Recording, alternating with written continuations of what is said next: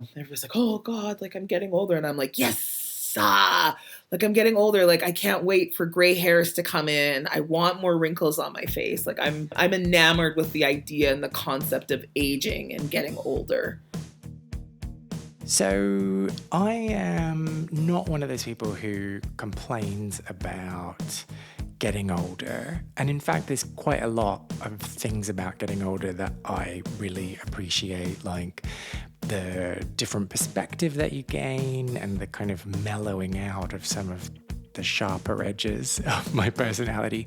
But despite all of that, I wouldn't say that I am totally 100% like the biggest fan of getting older. It's not something that I'm like super eager to do. So it was kind of nice to sit down with singer-songwriter Dorje this week, who just brought a really different perspective to getting on in years and gave me food for thought.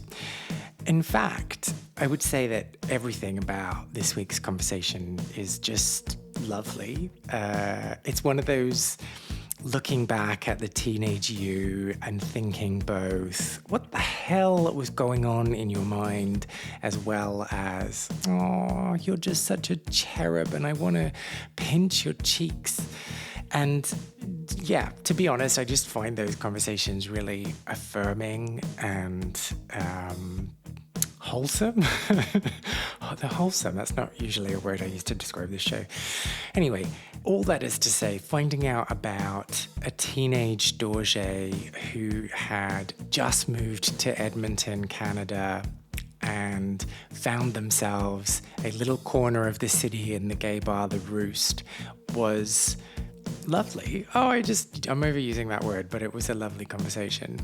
Now, before we dive in, there's a few details about Dorje's life that's worth sharing so you don't get lost in the conversation. First of all, they are a trained shaman and they talk a little bit about their practice in the conversation. And second of all, one of their day jobs is delivering post, and that comes up in the conversation as well. So I think that's really all you need to know. Everything else in the conversation is fairly self-explanatory, but we kind of launch into talking about those things, so it's worth giving you the heads up.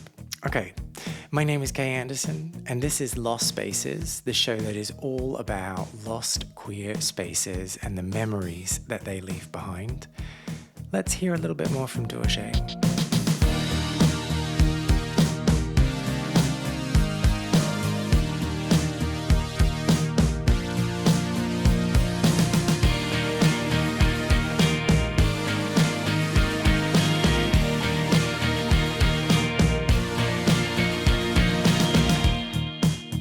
Oh, I just think that like I have always felt a type of dysmorphia between like my soul's age or my consciousness age and my body's age. And so when I moved out, I couldn't get out fast enough out of the house and to be, moved out and to feel like I had real autonomy in my life. I remember at 13 feeling like trapped in my body of like, oh my God, like I have to wait so much. Like I still have so many years before I can just like, you know, feel like I can make my own decisions and those types of things. And so yeah, 17, I moved in with my besties, Frederick and SJ, into this townhouse I actually don't live far from now. It's not there anymore. It's been torn down because it was very, dilapidated. But we each paid $200 a month rent, which was like Wow. crazy for this like townhouse.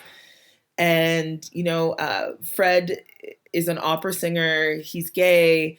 Essie is trans and was actually finishing going through his transition at the time. He's biracial like myself. And so, yeah, we just had this really gorgeous little kind of space. And I think I was just really hopeful. And I was just ready to kind of live my big, my big grown up life. And I had 4 jobs. I don't know how different that is from today, but yeah, I had like four jobs and no debt, and we had a good time. We drank a lot, smoked a lot of grass, and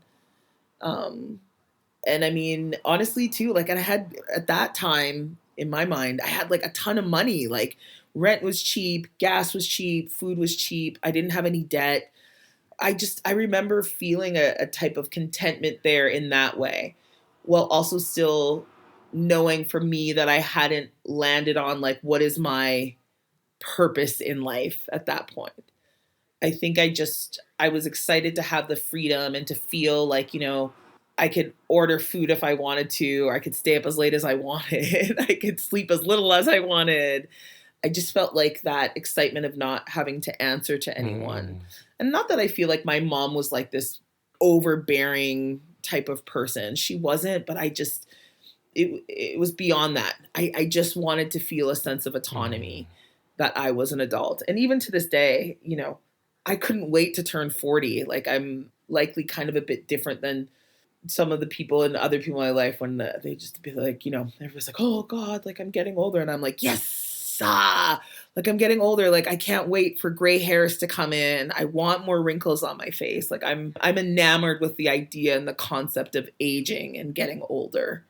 That's always been something for me. And I think, again, like the best way I can describe it is that dysmorphia that I've had from a young age of just feeling So do like, you try and you like know, speed it up by not wearing sunscreen and going out and exposing your skin to UV?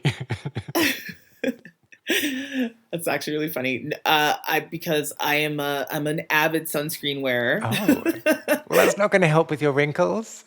I know. I'm trying to get more wrinkles by smiling and laughing. That's what I try Oh, to. that's good. Okay.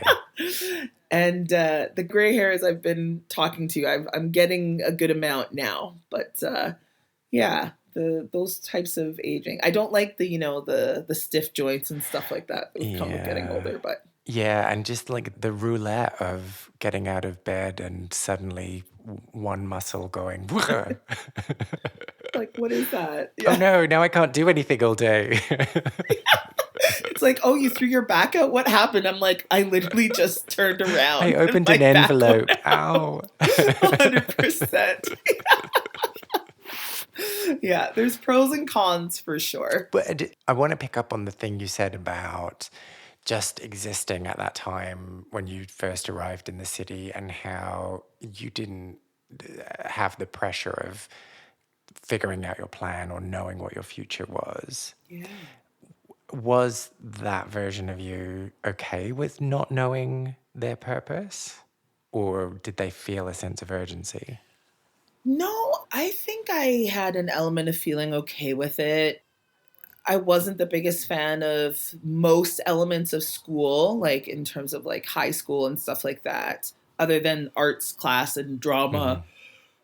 And so I was happy just to be able to have time off. I always had an interest within the arts. Like, I think during those times, like, I'd be like, oh, maybe I'll be a fashion designer or an actress, or, I would think about it and maybe look into what that would look like. And then just nothing kind of ever really took me enough or motivated me enough to really go down that path. And so Mm-hmm. I just kept working, and I really kind of leaned into more of another area where I, excel is just, I think, being like a caregiver or that kind of stuff. So I worked a long time with disabled kiddos and autistic kids, and that felt purposeful enough for me.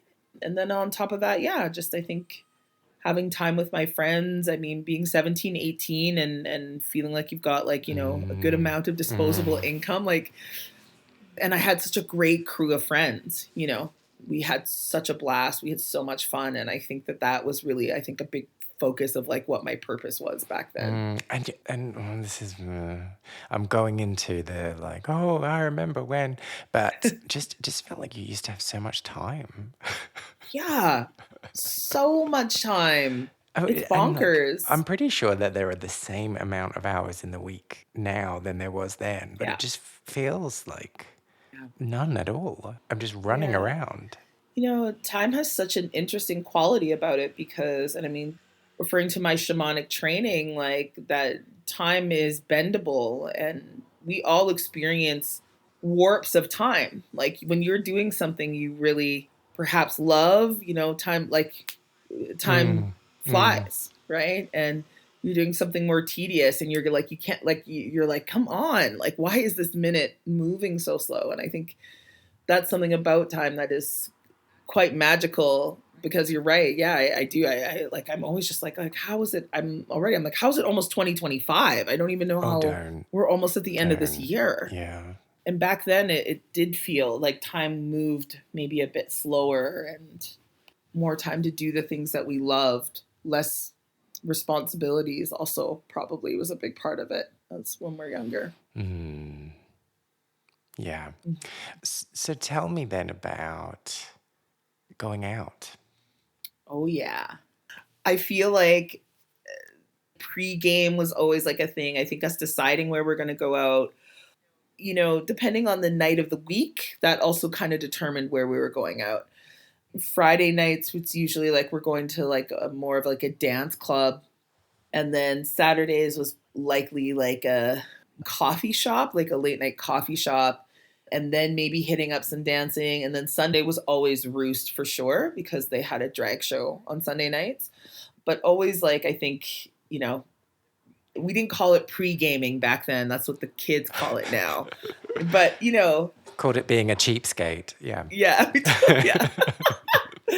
But congregating at like one of our places to get ready, like I always just love that, right? Where we all kind of got together to like figure out what we're doing for outfits and have some drinks. And of course, like, back then I smoked like a chimney, like I just smoked cigarettes. Like I used to call cigarettes my boyfriend back in the day. I love smoking so much. But just, I think that anticipation, I can really go back into those feelings of, again, the sense of excitement to go out with your friends and to not have to answer to, parents or to a curfew or to anything like that. And, wanting to look really cute and potentially meet somebody. But yeah, like that was it. It was just kind of that energy. And there was, like I said, myself, Frederick, and SJ. And then there's 3 other friends, Nathan, Christina, and Carol. And we called ourselves the Fab Six. And that's not very alliterative. I know. Why didn't you call yourself Super Six? Oh yeah, we should have. Yeah. But yeah, like there was just this for a few years, like we were thick as thieves, and that was kind of our routine, is like every weekend, yeah, we were getting together at one of our places, pre-gaming, getting into our outfits, and there was kind of just like a circuit of some live music places, some dance clubs, and the Roost in particular always had its own special, kind of spot, because there wasn't really a lot of like specifically queer friendly places, and 50% of our group, myself, Frederick, and SJ, were all within, that category. So yeah. That category. That category that everybody likes to put it, well, like, right? It's all, everything's a label and a category of like, what does that even mean anymore?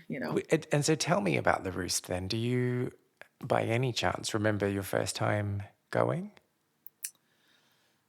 I don't know if I like can remember in detail my first time going. I just remember a certain type of excitement to go there. I was a huge fan growing up watching TV with my grandparents of Dame Edna. Which is right? Dame Edna's from London, no? Dame Edna's Australian. Oh, Australian. Fuck, okay. Sorry, my bad. Sorry, I'm I was sorry, so disgusted. I'm sorry. How could you? No, you should be. You should be disgusted right now. I'm so sorry. Anyways, Dame Edna. I love that, my grandparents, like, we watched it all the time. And it took me a really long time to clue in. I didn't realize that Dame Edna was in drag. I thought Dame Edna was a real woman growing up. But yeah, I've always been so enamored by the art form of drag. And so being able to go to the Roost every Sunday and have something that felt so accessible to me because it was local and it wasn't something that I was, just seeing on TV or hearing about. I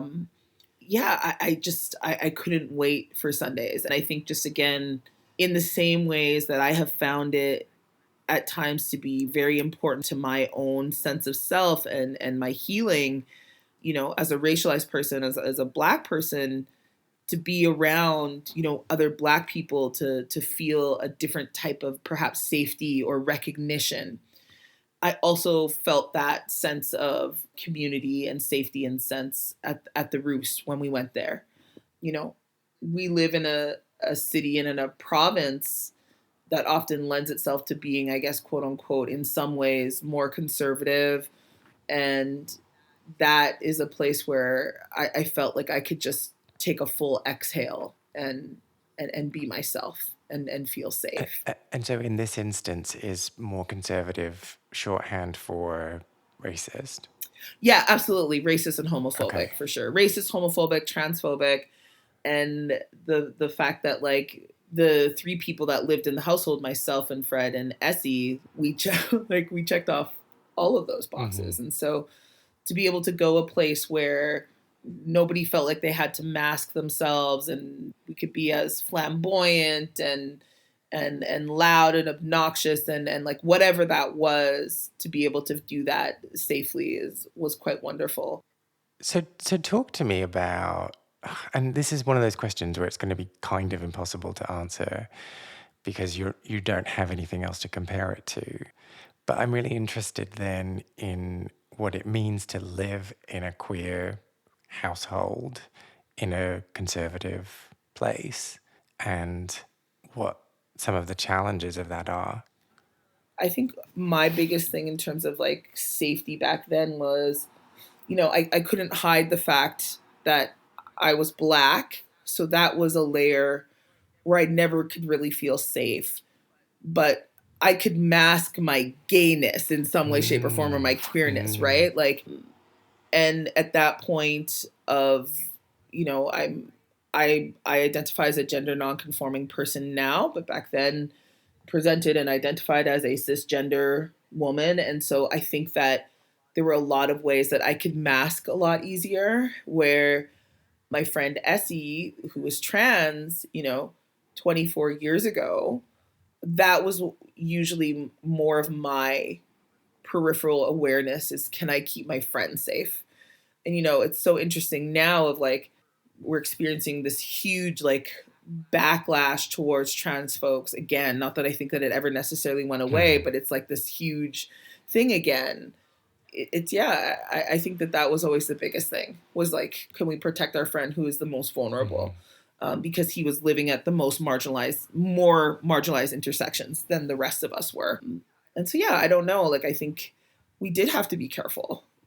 It's even in this moment, not that I think this is it, but I'm questioning. I'm like, oh, maybe I shouldn't even be saying SJ's name right now, live on the air, right? Of just wanting to make sure that he's protected. I will tell you that I feel less safe in the last 2 years than I have in the last 10 years to be queer where I live now. Like, I have moments now where I find myself hesitating when my spouse goes to hold my hand when we're in public because of the way things have gone the last couple of years. Yeah, it's kind of an interesting Terrifying moment in time. Yeah, it is. Yeah. It is absolutely scary. Yeah, I've driven past protests where people are actively protesting people like me while I'm on my way to work. And it's a hard thing to, like, I don't know if it's not maybe contextualized, but it's fucking weird because I just, like, I couldn't imagine spending my time protesting just a person who they are. It's like, don't y'all have jobs? Like, don't you all have, like, go help somebody, like, go volunteer somewhere. It's that kind of stuff. It's that is quite jarring for me. And I think that for me, like, the thing that is maybe most unsettling and upsetting about it is that, what you've just said, like, I felt safer 10 years ago than I have in the last 2 years. You probably weren't any safer. Those people just didn't feel empowered to give their horrible, disgusting views. And I think that's what's most upsetting for me, is that, like, actually homophobia isn't getting worse. It's just being given permission. Yeah. I appreciate that for sure. I think that it's interesting that the way you've reframed that to me, because I will speak to that in racism, when people be like, I just like didn't realize that, I call it racism 2020, like when Ahmaud Arbery and George Floyd were murdered. And I mean, Breonna Taylor, I mean, there was countless Black folks, obviously, but like, and people are saying that. And I was like, racism hasn't gone anywhere. It's not going anywhere. You are just waking up. Like, because I have been living this life my whole life. It's never gone away. And that is a way where I feel like I've had some type of privilege or whichever in terms of being like, I can hide even my gender identity or my lack of gender identity now. If I need to, I can quote unquote hide it or mask it. I don't like to. I don't do that either. It's like but there's something there of I've felt safer in my queerness in some way, shape, or form because I can mask it if I have to survive. I cannot take away my Blackness in that same way or mask that in the same way. But you are very right. It hasn't gotten worse. It's just people are feeling more emboldened that it's okay for them to be homophobic and transphobic and to be racist. Can we just talk a bit more about this masking? Because I absolutely understand what you're saying in that, like, in some moments, it's easier just to, like, not say something, or it's easier just to downplay elements of yourself, or it's easier to, I don't know, just, like, hide bits of yourself. But there's also drawbacks to that as well, right? Yeah, absolutely. And thinking about that 17-year-old version of you that showed up in Edmonton, that was deploying those tactics in order to survive moments, do you think that they missed out on anything? I mean, I definitely think I missed out on a lot. It's hard for me to separate, I guess, having discussions about, say, my queerness and my Blackness. It's hard to separate those things because I never came out to my family. It wasn't necessary to do so. And I wait. Let's just clarify. So because they knew, or because you've still not come out to them? Because it wasn't important. Okay. My family wasn't homophobic, or at least, I mean, I think everybody maybe on some level has, biases. But like I said, my mom had a lot of gay friends, queer friends, and that kind of stuff from a very young age. And my grandparents, in particular, my grandfather, he was a socialist. He was like very anti-establishment. He was and a farmer. And like, I never came out I never had to say I'm gay or I'm queer or I'm pansexual or I'm like this. Like I've never had to do that. Like that's never been a thing. And I feel like within my family, it's like, well, nobody has to come out and say they're straight. So like, why would you have to come out and say that? Was never a fear I had. I never have felt within my family that I would be disowned or I would be not loved or accepted because of whom I loved or who I was dating or sleeping with or like whichever. And so I have a unique experience that way of like, I have never had like a coming out story. And I think that there's been a part of me, at least I believe this to be true. Nobody has ever been surprised by who maybe I'm sleeping like it because I've just always been, there's been an element of I've just been who I've been. Mm-hmm. So when it comes to the missing out, what I will tell you is, like, do I think that there's times where out of my own perception of like survival or maybe not fitting in or assimilation that I was masking or not feeling safe that I miss out? Absolutely, because I wasn't fully actualized then, And now, even if I have the moment of hesitation of am I going to hold my spouse's hands or not, I'm holding my spouse's hand. Like, I'm not going to shy away from those things. But I think it's important for me to acknowledge that I still have that option today. Whether I act on that option or not, I can recall the last time that perhaps I've maybe masked my queerness. There's times where I'm exhausted and I'm not going to correct people when they misgender me. Like I'm tired, and that's more what it is. And sometimes it's like, I'm not being paid for that labor to educate somebody on what being non-binary or gender non-conforming is. And if it's just one person I'm going to have one exchange with, like, it has to be sustainable for me. You know Yeah. what I Oh, mean? yeah, because how many times a day does that happen? All the time. Right. One of the biggest things I'm hoping to do in the next while is to have a radical breast reduction and to help with that as well. But I mean, it doesn't. I think that the ways that people make an assumption, if they look at me, they make an assumption that I'm a woman, and they also will make the assumption that I'm straight. By the way, when I'm on the phone, Oh, with insurance or I'm terrible. doing something, and I talk about my spouse, they won't ask. They will just say he, and I will correct them. I'll be like, my spouse is. I'm not married to a man. My spouse's pronouns are they, them. That's a decision that I have to make every time, Yeah, yeah. right? Is it worth it? And I think back then it wasn't as conscious other than safety. And I mean, the biggest part about safety is because, growing up in small towns and going to like high school parties and stuff, I had kids calling me the N word and threatening to lynch me. What? Yeah, absolutely. So my survival, like that's where it goes, Yeah. right? Is like it could actually be that. Like it could be like my life. And so it felt more of like a black and white of like, well, I need to make sure somebody's not going to like jump me and beat me up back then. Versus now I see the nuance of the decisions I have to make every Mm, day of that. And sometimes it's worth it. Sometimes the person in the grocery store on that day, I have the energy for it, and it seems like it matters that I take a moment and connect with this person and try to relate to them and have them relate to me and say like, can you please see me mm, mm. for who I am and not assume who I am. But it's every day. I mean, today on my route, I was delivering the mail, and one of the guys that sees me there that I deliver to, I was off last week, and he asked where I'd been, and I said, "Oh, I'm recording my new album." He said, "Oh, that's so cool." He was like, "So, like, what kind of music do you do?" Like, he listed off all these genres, and I said, "I do country music," and he was like, "Oh," and I'm like waiting for the. He's like, "Oh, well, I wasn't expecting that," and I, tumbling over his words, then he's like, "I'm noticing a lot more." How would I say that? Dark people, colored people. And I was just like, oh, brother, do I send this guy a life preserver or like, what do I effing do? Like, and I just said, I think you could say racialized or black, I guess, if that's comfortable for you.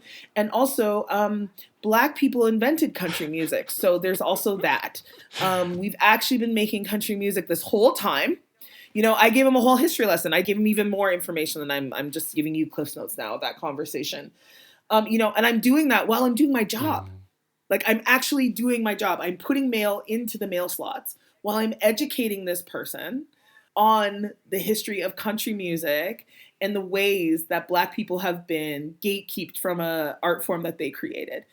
And so I have to make those decisions all the time, every day, Mm, with my gender, with me and my spouse and our relationship and my race. mm. And I'm 41 and I'm tired. I have to really pick and choose. So, Yeah, and I think like I'm not trying to say that there's anything wrong with masking because I think that it's absolutely valid in some instances, and oh yeah, I'm not trying to be like everyone must come out and be out and fight the good fight all the time. But I guess just in my experiences, everyone just always assumes. Everyone's just like, yeah, you're queer, yeah. but but Kay, I agree with you, or I guess I understand what you were trying to point out. I didn't take it that way, that you felt that everybody shouldn't be masking.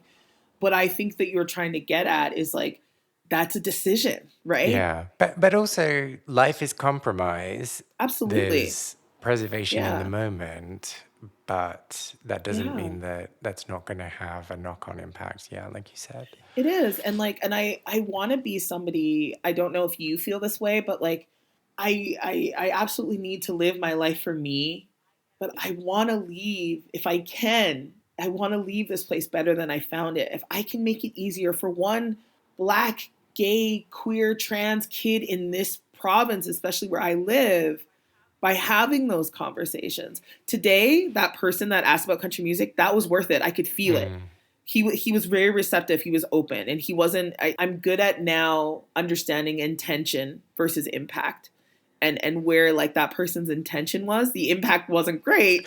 But you know what? yeah, yeah. Today, sir, I had the energy for you, And so perhaps that will change something in him that will have a ripple effect that I might never know, right? So you're right. There is a balance because sometimes masking is necessary for survival.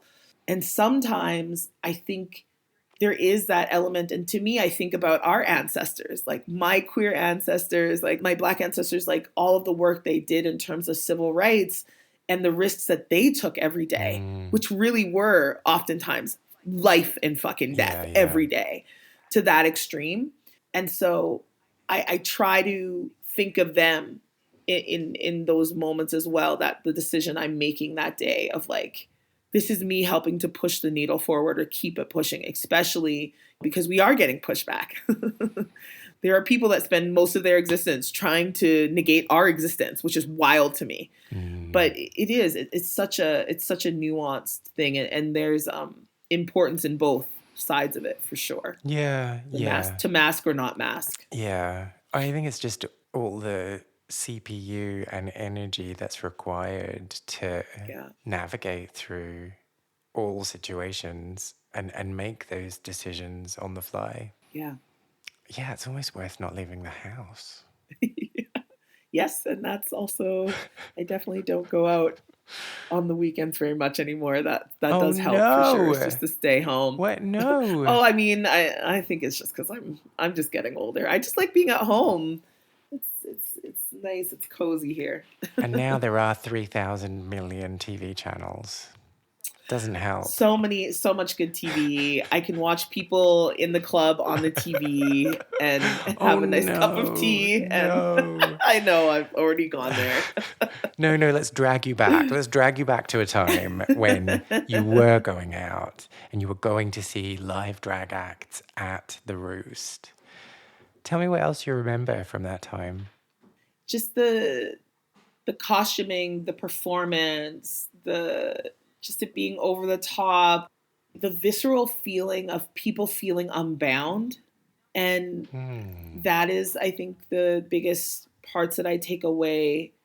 And when you say unbound, do you mean the performers and the audience? Or okay. Everybody, like, and the invitation, like, and one feeding off the other, right? Like the audience feeding off the performer feeding off the audience.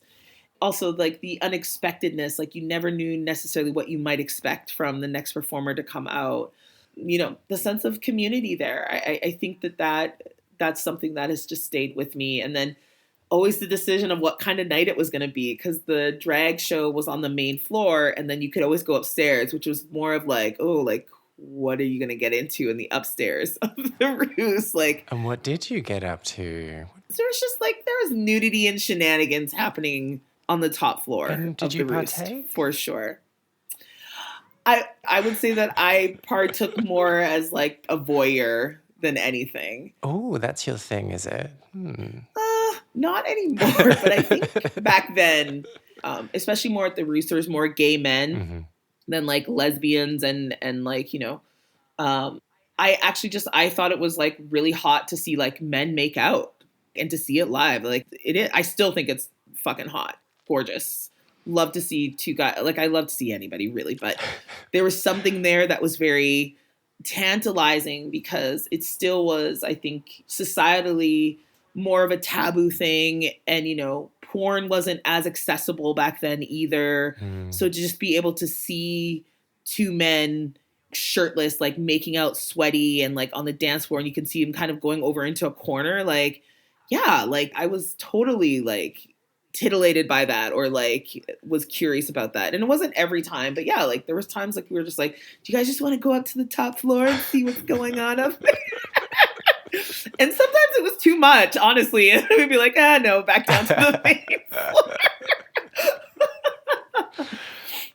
What I loved also about going to the Roost is that I felt like I took maybe more risks, or like perceived risk, like in terms of fashion, or I would style myself a bit differently than when we were going out to the other clubs, which I really enjoyed. I played more with like gendered clothing, or feeling like I could wear more masculine clothing and those types of things, which funny now because I guess quote unquote most of my clothes is, you know, I don't believe clothes have a gender. I really am in that place now, but you know, it's interesting because I dress more like that now, day to day, because it feels more affirming on my body. But I felt like I really, had to have my tits out and all that kind of stuff when I was going out to the straight clubs or just the standard dance clubs. And I didn't feel that was necessary there. I felt like I could wear and present myself in ways that were more affirming for me, for sure.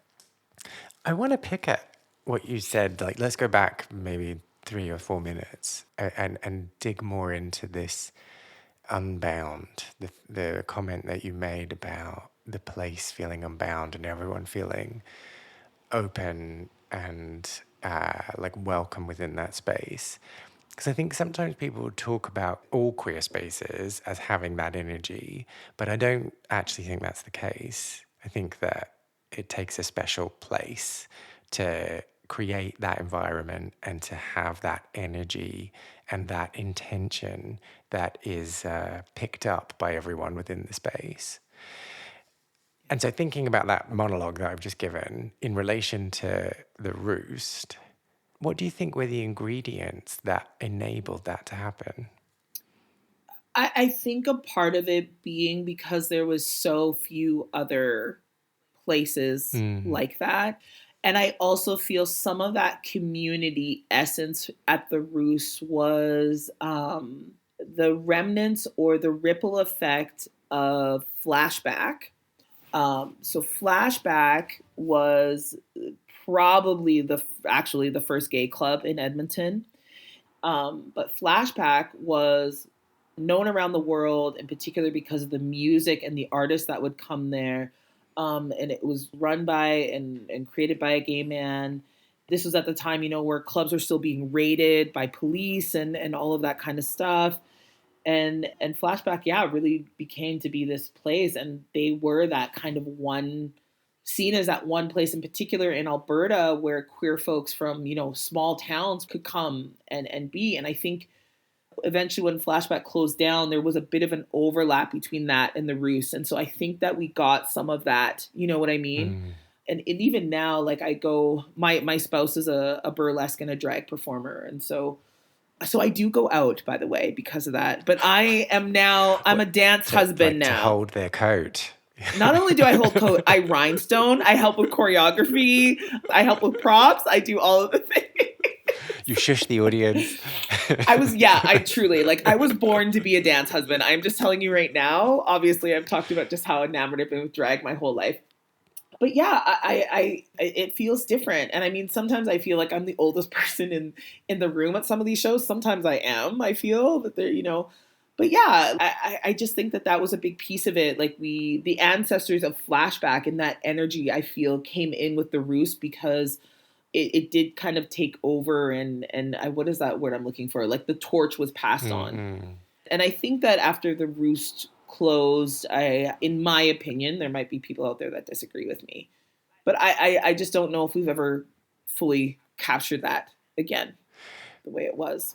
But even if the energy did come across from Flashback, it would still need to be maintained, right? Yeah. So how was it maintained? My gosh, just lack of options was a big part of it back then. It's funny, isn't it? Lack of options is so amazing, and it's kind of what we're missing in the world right now. God, I just sound like such an old Luddite, just all the bloody time. But we made that joke before about all the TV channels. If there was only if there was only 3 or 4 TV channels like there was when I was growing up, then I would just turn the TV off and do something more interesting. Yeah. But because 100%. I've got these options, I've got all these things that I can distract myself with. It means that I don't do all the souls. Maybe I don't really want to do soul seeking, actually. Who knows what's in there? But yeah, I agree, though. There are a lot of options. I just think things just continue to be more niched, right? Things are more and more individualistic. I think, and I don't say this with any type of humor or anything, but it used to just be gay and lesbian, the L in the G, right? And maybe a T if you knew somebody, right? And now we have 2S LGBTQIA, which is gorgeous. I'm here for it. And Plus, thank you. Sorry, I had to thank you.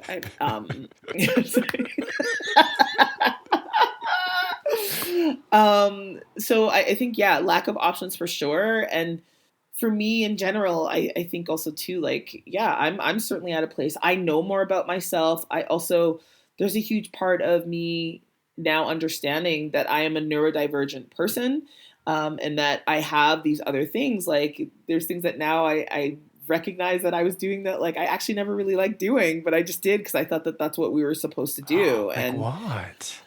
I think a lot about, like, going out, a big piece. I get it that it's like a part of, going out drinking and using drugs and stuff like that. But I really, certainly kind of as I got a bit more into my 20s, like, I was doing that stuff so I could go out. So I Mm-hmm. felt comfortable to be out, and not understanding that I was having sensory issues and needs that, like, were not being met, and I was self-medicating with drugs and alcohol to do that. Mm-hmm. And so now it's just like I'm just much more intentional. I mean, I go out, but yeah, it's like, I go out to my spouse's show, and they usually stay out with their friends after, and I come home because it's just like I don't have any more spoons. I need time to regulate. I need quiet time. I need time to myself. Mm-hmm. And I think a part of that is because I don't have as much energy as I had back then, and that kind of stuff. So there's just a lot of things that and I think also too, something we already talked about, okay, of like the misgendering, the racism, the, like, all that kind of stuff. Like, those are all things that I have a high chance of being exposed to or having to deal with still every day. And so that's a part of it. It's just easier to go home. Mm-hmm. Okay, so the Roost is no more. Do you remember hearing about the Roost closing? Yeah, absolutely. I remember, like, hearing about it and definitely being, like, sad, or just being like, oh my gosh, like, that's such a bummer. And I think, again, then instantly going to that place of like, well, what is going to replace it, or then, like, what's going to be around, Mm-hmm. for. So yeah, I mean, I think it is that's that bittersweetness of feeling grateful that I was able to experience that place, because I think it was iconic. I think, there's a specific group of people that you can mention the Roost to, and their face will light up, and that feels really wonderful, because I think, again, that's kind of a lost thing nowadays of, clubs kind of open up and they close, and it's just kind of doesn't seem to feel like there's that legacy necessarily anymore. Um, so yeah, I was definitely bummed about it. What do you think Edmonton lost when it lost the Roost? Mm, what comes up for me, I keep hearing, like, kind of generational aspect of it. Of I think that the Roost was also a great cross section of queer folks from different age groups as well, and I think that that is something that, like, back then, like, we would see people of all ages. Like, there would be, in my opinion, like, a 50-year-old person at the Roost, and us, like, 18-year-olds. Mm. And I don't think that that is something that happens a whole lot anymore. It's like Mm. that kind of cross generational gathering in those types of places. And so is it a bad thing that that's been lost? Mm, I don't know if I'd place it as a good or a bad. I think just different. Mm-hmm. And I think that what is perhaps is lost is then you being exposed to people from different walks of life, or that have a different perception than you.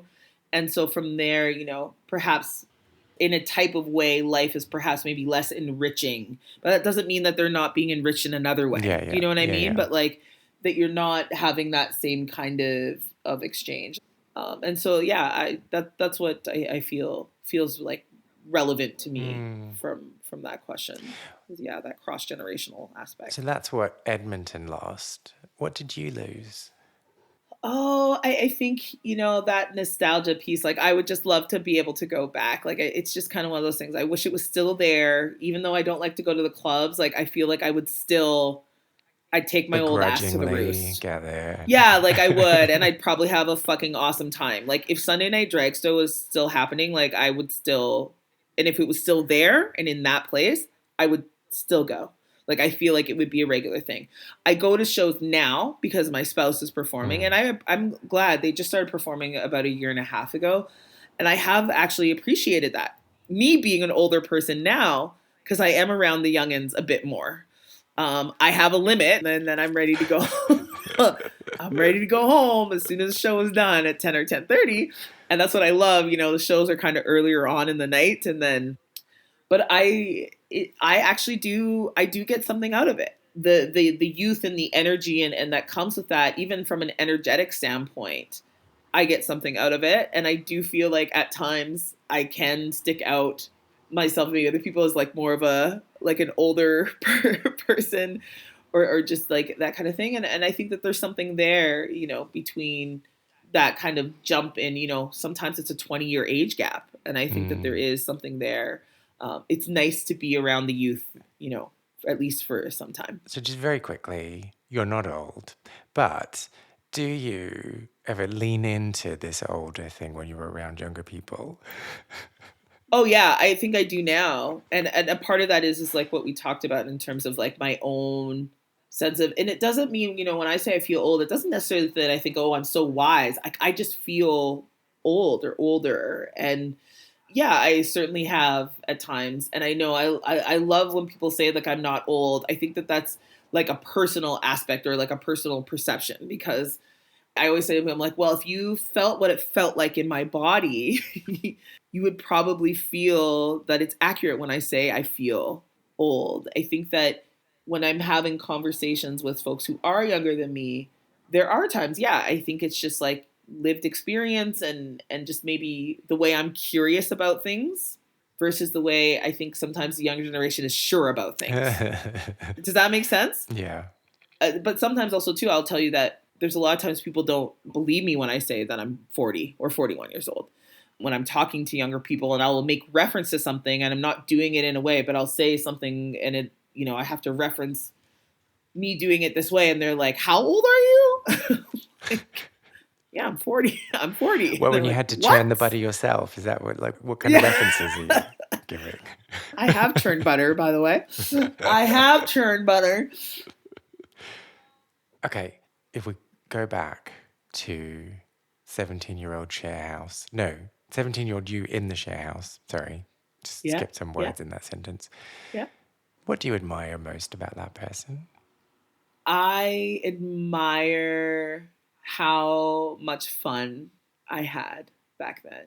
And I admire especially that very specific time, because I know there's a part of me that was also experiencing like mental health issues and depression and all those other things about being diagnosed, that like I still can see those moments, especially the way you've brought these memories out of me, that like I had a lot of fun and I laughed a lot. Like me, the Fab Six, like we laughed our asses off about, I don't know, just like silly, silly things. And I look back at that time in particular, at that, living in that place and the ways that we partied and stuff. And I certainly don't have any regrets. I look back and I admire, yeah, just how much fun. I feel like I lived life, and I feel like I did that age justice. That's what I feel. And I did that age justice. Yeah. I don't know if I'm just like overly tired or something, but I'm really sentimental right now. And I don't know if this is an age thing. I don't know if it's a situation thing. But do you ever think that you have ever laughed as hard as you have when you're really depressed? Yes, but only within the last few years. Yeah. I would say only within the last maybe few years have I laughed as hard while not being depressed. Mm-hmm.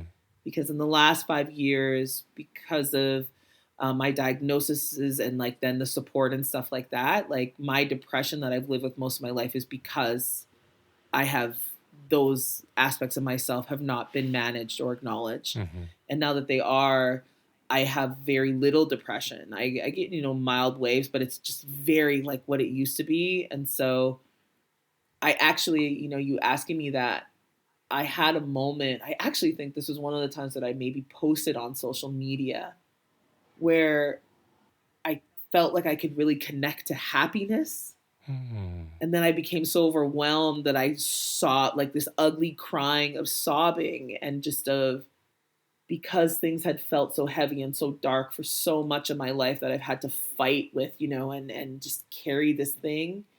And then it just made that moment in time feel or taste even more sweet. Mm-hmm. And I think that, yeah, like there was times like back then where when I was with, say, the Fab Six, that was my escape from the darkness that was always there. And so I did laugh really, really hard. And it felt genuine and authentic. And it was an escape back then. Mm-hmm. And now I feel like I'm able to really fully embody that joy in a different way. It stays with me. It can live in me. I don't have to chase it as much anymore. It's more accessible. That's probably really it. It's just much more accessible. So yeah, it's only in the last, I would say, 4 or 5 years, I've laughed as hard or maybe harder than I had when I was depressed. That was a really beautiful question. Yeah, that was a really, really good question. All right, that is us for another week. Thank you again for joining us and tuning into this little here podcast. If you love this conversation as much as I did, I actually got a lot out of talking to Dorje and having this beautiful moment together, then why not give Dorje some love on socials? I will obviously share all the details in the show notes for this episode, but just very quickly, you can find Dorje on Instagram at 17 degrees of Dorje. And as I mentioned at the top of the episode, Dorje is a musician, so if you're curious at all, I would encourage you to go and listen to their debut album, which came out in 2020 and is called New Kind of Outlaw, and that is available again wherever you stream music or buy music even, and it's definitely worth a listen. Right, I hope you have a great day. Thank you for giving up the last hour to sit in on this conversation. I hope you got as much out of it as I did. I will see you back here same time next Wednesday.